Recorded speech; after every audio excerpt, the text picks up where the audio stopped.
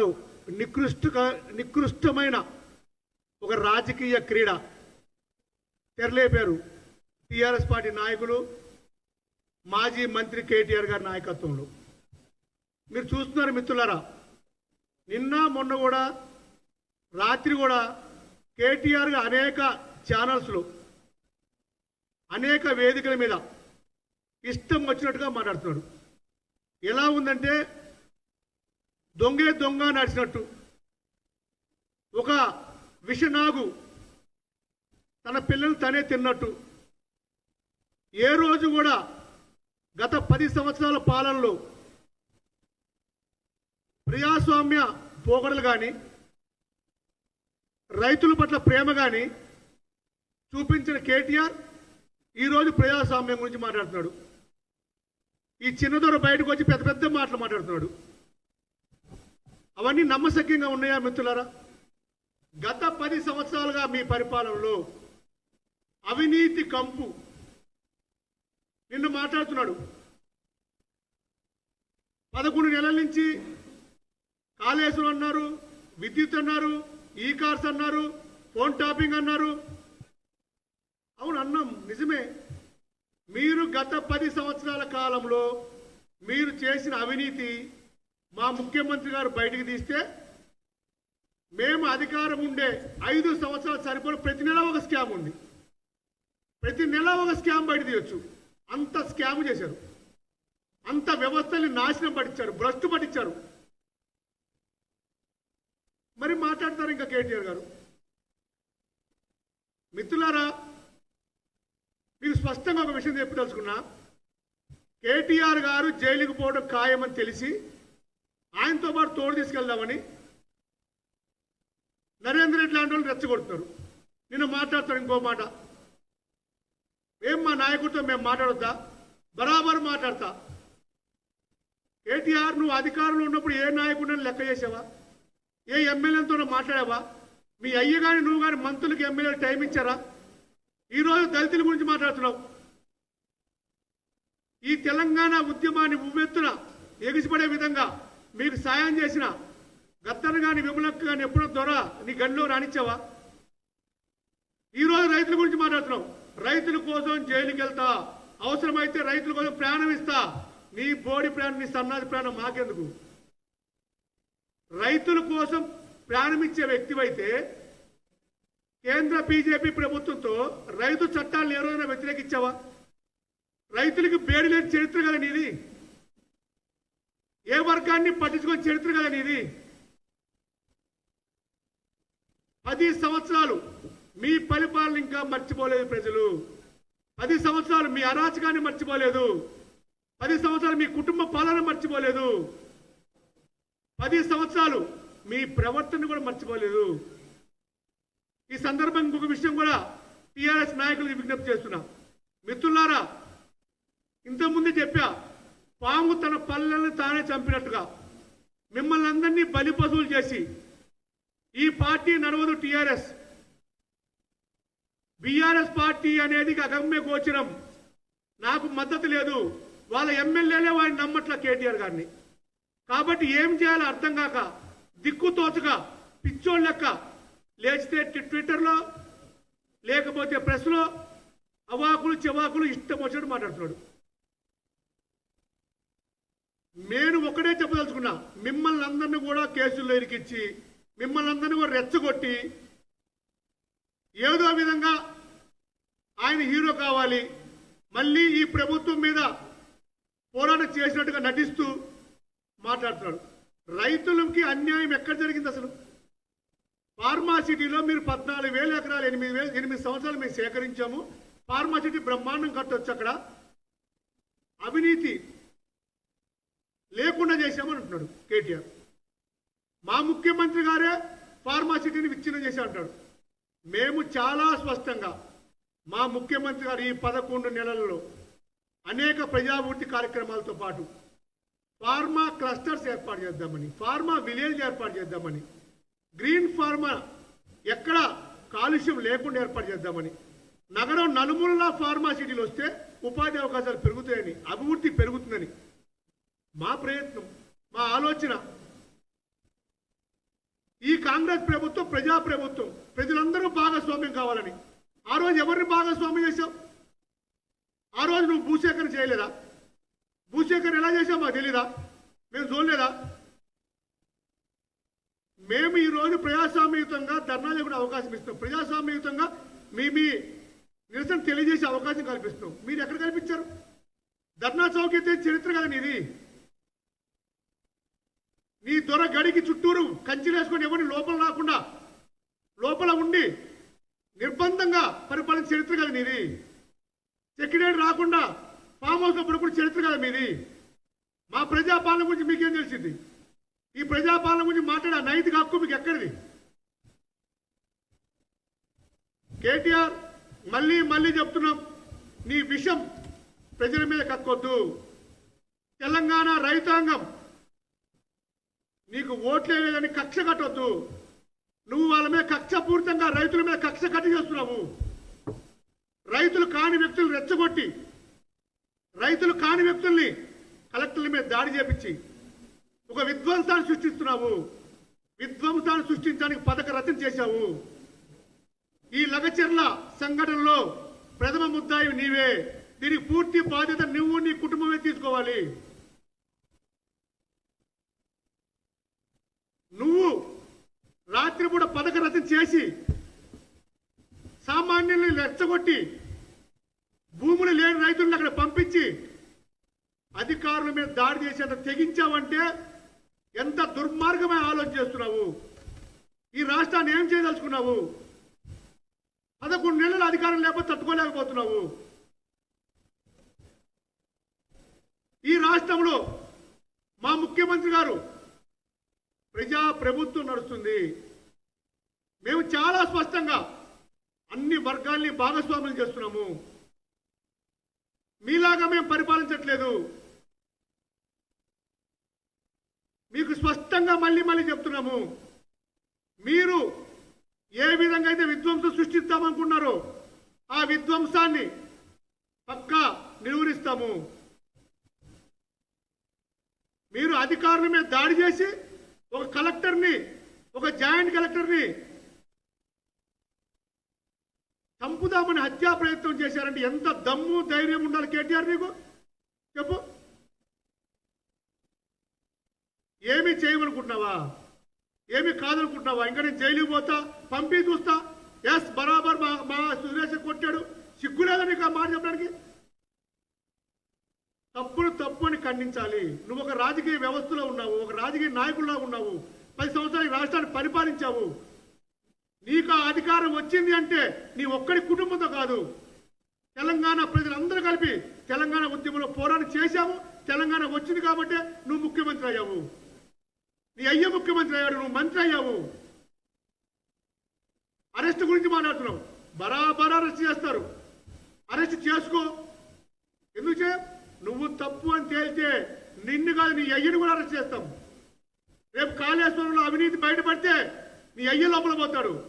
విద్యుత్తు స్కామ్లో మీ అయ్య పాత్ర ఉంటే మీ అయ్య లోపల పోతాడు. నీ చెల్లి లోపల పోలేదా? ఫస్ట్ శుద్ధపూస మాట చెప్పలేదా? 5 నెలలు 6 నెలలు జైలు జీవితం గడిపరాలేదా? నువ్వు అంతే పోతావు బిడ్డ జైలుకి.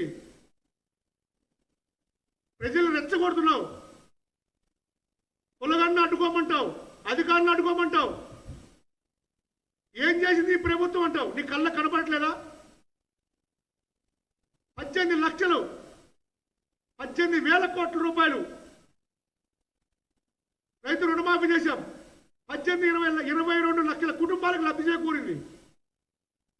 మీరు భ్రష్టు పట్టించిన విద్యా వ్యవస్థని ఈరోజు మా ముఖ్యమంత్రి గారు సరిదిద్దుతున్నాడు. బాలలే ఈ తెలంగాణకి పట్టుకొమ్మలు, రేపు పొద్దున వాళ్ళ భవిష్యత్తే తెలంగాణ భవిష్యత్ అని అనేక ప్రాథమిక పాఠశాలలు మీరు మూసేసిన 5,000 పాఠశాలలు ఈరోజు తెరిపిస్తున్నాడు. ఎన్ని కార్యక్రమాలు చేస్తున్నాం? నీ కళ్ళ కనబడట్లేదా? కేటీఆర్ మళ్ళీ మళ్ళీ చెప్తున్నాం, మీరు అనేక టీవీలలో మాట్లాడుతున్నారు. మిమ్మల్ని చూస్తుంటే ఏమనిపిస్తుందంటే, ఇప్పుడే మిత్రుడు ఎవరు గుర్తు చేశారు, పాత వెంకటేష్ సినిమా జెమినీ సినిమా ఉండే, ఆ సినిమాలో ఒక విలన్ ఉండేవాడు. మార్నింగ్ విలను, రాత్రి కూడా కామెడీ యాక్టర్. నీ లెక్కే ఫస్ట్లో ప్రభుత్వం వచ్చిన కొత్తల్లో ఏం చెప్పావు? ఈ ప్రభుత్వం ఉండదు అన్నావు. ఈ ప్రభుత్వం 6 నెలలే ఉంటుంది అన్నావు. నీతో కాలా. బీజేపీతో కుమ్మక్కవి ప్రయత్నం చేశారు. నువ్వు, మీ అయ్యా, మీ బావ, మీ కుటుంబం అంతా. అది మీతో కాలా. మళ్ళీ తర్వాత త్వరలో మనం కేసీఆర్ గారిని ముఖ్యమంత్రి చేసుకుంటా అన్నాం. నీ ప్రయత్నాలన్నీ విఫలమైనవి. పార్లమెంట్ ఎన్నికల్లో బీజేపీకి సహకరించారు. అనేక పార్లమెంట్ సీట్లు మీకు డిపాజిట్లు పోయినాయి. మీ పార్టీ మొట్టమొదటిసారిగా తెలంగాణ తరఫున మీ పార్టీ పార్లమెంట్లో ప్రాతినిధ్యం లేకుండా పోయింది. మీ బతుకు అంత చెడిపోయింది. ఇంక నీ వల్ల కాలా. నిస్సాయంగా వెళ్ళిపోయావు, నిస్పృహలోకి వెళ్ళిపోయావు. ఇంకా అధికారం కల్లా, నా పార్టీ బతకడం కల్లా అనుకున్నావు. ఈరోజు మరో అవతారం ఎత్తావు. విషం కక్కుతున్నావు. తెలంగాణ ప్రజల మీద విషం కక్కుతున్నావు. మీ కార్యకర్తల్ని, మీ నాయకుల్ని బలి పశువులుగా చేయబోతున్నావు. అందుకే టీఆర్ఎస్ నాయకులకి విజ్ఞప్తి చేస్తున్నాం. మిత్రులారా, కేటీఆర్ మాటలు విని మీరు గనక అధికారుల మీద దాడులు చేస్తే మిమ్మల్ని కూడా కేసుల్లో జైలుకు పోతారు. మిమ్మల్ని అడ్డం పెట్టుకుని కేసీఆర్ మళ్ళీ కేటీఆర్ అధికారంలో రావాలని చూస్తున్నాడు. మిమ్మల్ని రెచ్చగొట్టి మరో తెలంగాణ ఉద్యమంలో ప్రజలను రెచ్చగొట్టి అగ్గిపెట్ట హరీష్ రావు ఎట్లా చేశాడు? ఆ పాత్ర ఇప్పుడు ఈయన పోషిస్తున్నాడు. కాబట్టి టీఆర్ఎస్ నాయకులు అప్రమత్తంగా ఉండాలి. ఈ దుర్మార్గమైన చర్యలను ఖండించాలి. 10 సంవత్సరాలు అంత దుర్మార్గమైన పరిపాలన చేసిన ఏ రోజైనా కాంగ్రెస్ నాయకులు అధికారుల మీద దాడి చేసామా మిత్రులారా? మమ్మల్ని అసలు రోడ్డు మీద రానివ్వబోతుంది.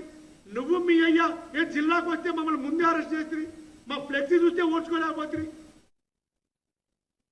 అయినా మా ముఖ్యమంత్రి గారు ఈరోజు ప్రజాస్వామ్యబద్ధంగా నువ్వు ఎన్ని అవాకులు చెవాకులు మాట్లాడినా, ఎన్ని పిచ్చి ప్రేలాపనలు మాట్లాడినా, ఎంత విషం కక్కుతున్నా సహించి ప్రజలు చూస్తున్నారు, ప్రజలు గమనిస్తున్నారు. సమయం వచ్చినప్పుడు బిడ్డ నీ అంతు చూస్తామని చెప్పి వేచి చూస్తున్నాం. మళ్ళీ మళ్ళీ చెప్తున్నాం, కేటీఆర్ గారు హెచ్చరిస్తున్నాం. ప్రజలు తప్పుదోవ పట్టించొద్దు. మేము ఏమీ చేయలేదు, మేము ఏం చేసామో ప్రజలు చూస్తున్నారు. మీ కుటుంబం తప్ప ప్రజలంతా సంతోషంగా ఉన్నారు. ప్రజల్ని అభివృద్ధిలో భాగస్వాములు చేస్తున్నాము. మీరు చేసిన అప్పుల్ని ఎక్కువ వడ్డీల్ని తక్కువ చేస్తున్నాము. ఈ రాష్ట్రాన్ని అధోగతి పాలు చేసిన మీ పరిపాలనని సరిదిద్దుతున్నాము. ఇదంతా రేవంత్ రెడ్డి గారి నాయకత్వంలో ఈ ప్రజా ప్రభుత్వం, ఈ కాంగ్రెస్ ప్రభుత్వం, ఈ ఇందిరమ్మ రాజ్యంలో జరుగుతుంది. దీన్ని చూసి నువ్వు తట్టుకోలేకపోతున్నావు. నీ బీఆర్ఎస్ పార్టీకి భవిష్యత్తు లేదని నీకు అర్థమైపోయింది. కాబట్టే నీ అవాకులు చెవాకులు. మిత్రులారా, మా కాంగ్రెస్ పార్టీ నాయకులు కూడా విజ్ఞప్తి చేయదలుచుకున్నాం. ఈరోజు ఈ తెలంగాణలో ఏర్పడ్డ కాంగ్రెస్ ప్రభుత్వం రేవంత్ రెడ్డి గారు రెక్కల కష్టం మీద ఏర్పడింది. రేవంత్ రెడ్డి గారు రెక్కల కష్టం మీద ఈ కాంగ్రెస్ ప్రభుత్వాన్ని ఏర్పాటు చేశాడు. ఈ రాష్ట్రంలో ఈ కాంగ్రెస్ ప్రభుత్వం మా పార్టీ సీనియర్ నాయకులు అందరూ ఐకమత్యంతో ఏర్పరచుకున్న ప్రభుత్వం. ఈ రోజు ఈ కాంగ్రెస్ ప్రభుత్వం మనలాంటి కార్యకర్తల కష్టంతో ఏర్పడిన ప్రభుత్వం. ఈ ప్రభుత్వాన్ని కాపాడవలసిన బాధ్యత ప్రతి కార్యకర్త మీద, ప్రతి నాయకుడి మీద ఉంది. ఈ కేసీఆర్ చేసే కుట్రలు, కుతంత్రాలు మనం అప్రమత్తంగా ఉండాల్సిన అవసరం ఉంది. ప్రతి కాంగ్రెస్ నాయకుడు వారి వారి వేదికల మీద ఖండించాల్సిన అవసరం ఉంది. ఈ దుర్మార్గమైన కేటీఆర్, ఈ విషనాగు, ఈ కల్వకుంట విషం పూరితమైన కుటుంబం అనేక యూట్యూబ్ ఛానల్ ద్వారా మన కాంగ్రెస్ ప్రభుత్వం విషం కక్కుతున్నారు. ఇక్కడున్న కేడి, అక్కడున్న మోడీ ఇద్దరు కూడా కాంగ్రెస్ పార్టీ లేకుండా చేద్దామని ప్రయత్నం చేశారు గతంలో. అయినా సరే వారి కుట్రల్లో కుతంత్రాలు ఎదుర్కొని ఈరోజు కాంగ్రెస్ పార్టీ తెలంగాణ రాష్ట్రంలో అధికారంలోకి వచ్చింది. భారతదేశంలో ప్రధాన ప్రతిపక్ష పార్టీ హోదాకు వచ్చింది. 10 సంవత్సరాలు కాంగ్రెస్ పార్టీ అధికారంలో ఉండబోతుంది. కాబట్టి ప్రతి కాంగ్రెస్ నాయకుడు, కార్యకర్త అప్రమత్తంగా ఉండాల్సిన బాధ్యత మన మీద ఉంది. ఈ ప్రభుత్వాన్ని కాపాడుకోవాల్సిన బాధ్యత మన మీద ఉంది. ఈ కేటీఆర్ దుర్మార్గాన్ని ఎక్కడికక్కడ ఖండించి ఎక్కడికక్కడ ప్రజలను చైతన్యవంతం చేయాల్సిన బాధ్యత మన మీద ఉంది. ఇదే వేదిక మీద ముఖ్యమంత్రి గారికి ఒక విజ్ఞప్తి చేస్తున్నాం. ఈ కాంగ్రెస్ పార్టీ నాయకుడిగా, అధికార ప్రతినిధిగా కేటీఆర్ నిన్నొకే మాట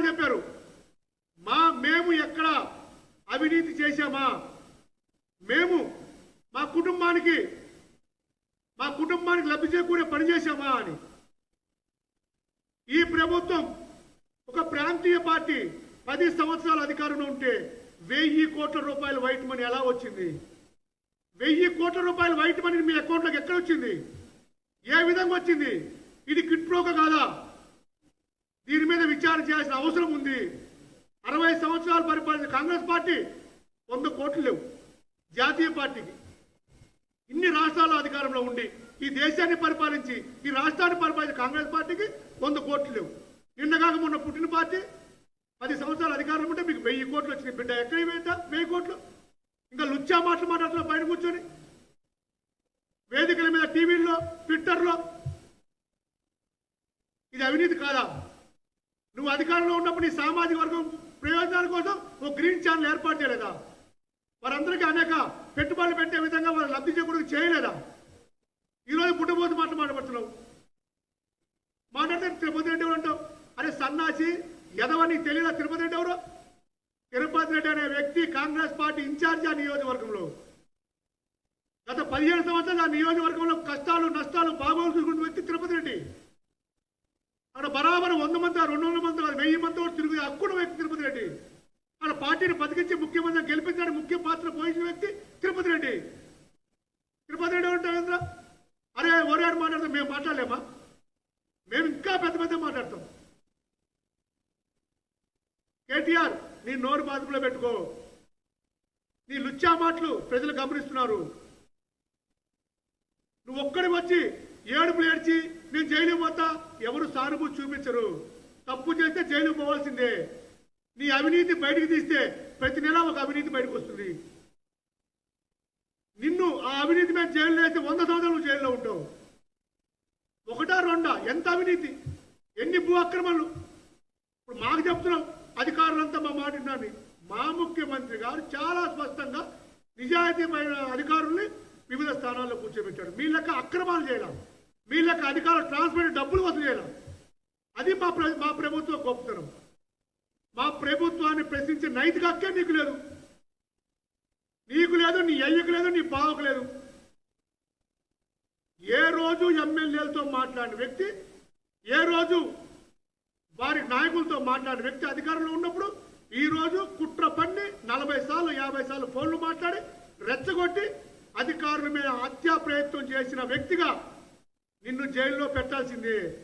ఈ కేసులో, ఈ లగచర్ల కేసులో మొదటి ముద్దాయి నువ్వే. ఇలాంటి సంఘటనలు ఇంకోసారి జరగకుండా కఠినమైన చర్యలు తీసుకోవాల్సిన బాధ్యత ప్రభుత్వం మీద ఉంది. ముఖ్యమంత్రి గారికి మళ్ళీ మళ్ళీ విజ్ఞప్తి చేస్తున్నాం.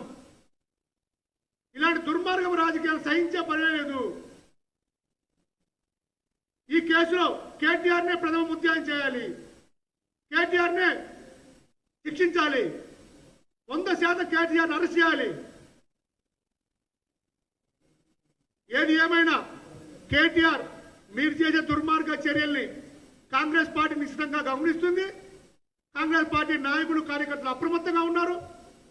కాంగ్రెస్ పార్టీ నీ యొక్క చర్యల్ని, నీ విష ప్రచారాన్ని, నీ కాలకూట విషాన్ని, నీ కుటుంబం, ఈ తెలంగాణ ప్రజల మీద పెట్టిన పన్నాగాన్ని విఫలం చేస్తుంది ఈ ప్రభుత్వం. 100కు 100% నువ్వు శిక్షార్హువే, నీకు శిక్ష పడాల్సిందే. ఈ ప్రభుత్వం మా ముఖ్యమంత్రి గారి నాయకత్వంలో రేవంత్ రెడ్డి గారి చేతులోంచి, కన్ని చూపులోంచి నువ్వు తప్పించుకోలేవు. నీకు శిక్ష తప్పదు, నీకు జైలు జీవితం తప్పదు, నీకు చెప్పకూడదు తప్పదు. కేటీఆర్ గుర్తుపెట్టుకో, నువ్వు ఎన్ని ఛానల్లో మాట్లాడినా, ఏ విధంగా మాట్లాడినా, ఇది ఈ రోజు ప్రజాప్రభుత్వం. ప్రజల చేత, ప్రజల కొరకు, ప్రజల చేత ఎన్నుకోబడి 5 సంవత్సరాల సంపూర్ణ కాలంలో 5 సంవత్సరాలు సంపూర్ణంగా మా ముఖ్యమంత్రి గారు నాయకత్వంలో ఈ రాష్ట్రాన్ని అభివృద్ధి వైపు తీసుకెళ్లి ఈ రాష్ట్రాన్ని, ఈ నగరాన్ని ప్రపంచ స్థాయిలో నిలబెట్టే బాధ్యత మా ముఖ్యమంత్రి గారు తీసుకుంటారు. నీలాంటి దుర్మార్గుల ఆలోచన విధానాన్ని ప్రజలు గమనిస్తున్నారు. నీ యొక్క లాంటి దుర్మార్గుల విషయాన్ని ప్రజల మీద పడకుండా కాపాడుకోవాల్సిన బాధ్యత మా మీద ఉంది, మా పార్టీ మీద ఉంది, మా ముఖ్యమంత్రి గారి మీద ఉంది. అలా మేము చేస్తామని తెలియజేస్తూ మరొక్కసారి ఇలాంటి దుర్మార్గమైన, నీచమైన సంఘటనలు జరిగితే నిర్దాక్షిణ్యంగా అణచివేసి, నిర్దాక్షిణ్యంగా తక్షణమే నీలాంటి వ్యక్తుల్ని జైలు పంపించే చర్యలు ఈ ప్రభుత్వం తీసుకుంటుందని తెలియజేస్తూ మరొక్కసారి కేటీఆర్ గారు హెచ్చరిస్తున్నాం. Thank you.